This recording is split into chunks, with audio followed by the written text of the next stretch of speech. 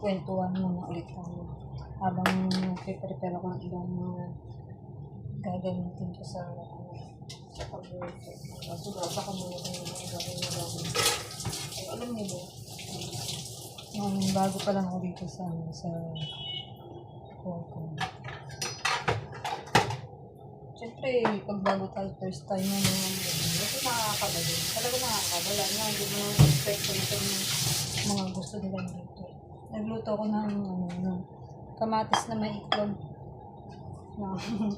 May kamatis na may itlog. May scrambled egg na may kamatis. So, sa atin, Jeff, masarap yun para sa Pilipinas. Nagluto ko nun. Sabi na nagluto ko nun. Sabi kasi, hindi ko kasi masyadong tinignan yung recipe. Kung ano itura na itlog. Kasi expected ko, pag kamatis na itlog, yung style ng luto natin.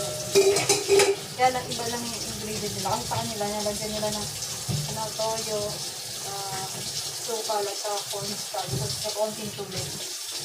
Yun ang ilalagay mo. Yun ang ilalagay mo dito sa scrambled egg na may kamatis. Yung natin, di ba, bigisa lang sa kamatis, tapos yun ang gagawin natin.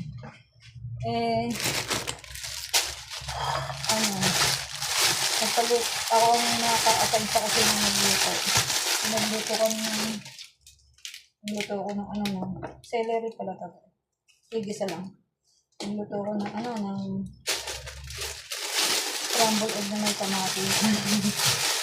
Naluto na yung scrambled egg na may kamatis. Durog-durog yung itlog.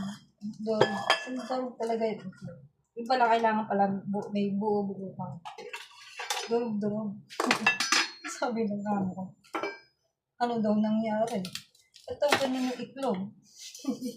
Hindi ako nakasagot. Sabi ko, bakit ano po ba dapat ang itsura ng itlog? Hindi daw dapat ganun. Kasi durog talaga. Kasi alam mo yung parang minasa yung itsura ng itlog. Parang nilamas. Kasi durog talaga yung itlog. Siyempre sabi ko na lang, kasi okay po, next time na lang. Lahat na lang ng pagkakamali ko, lagi ko sinasabing next time. Kasi hindi nagagalit sa akin, kasi puro kasi next time. Wala na akong ginawa, kundi puro next time. Hindi na ako naubusan ng next time.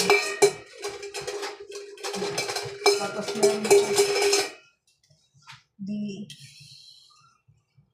naka-experience na, yung sinampay mo, babalik ta rin mo.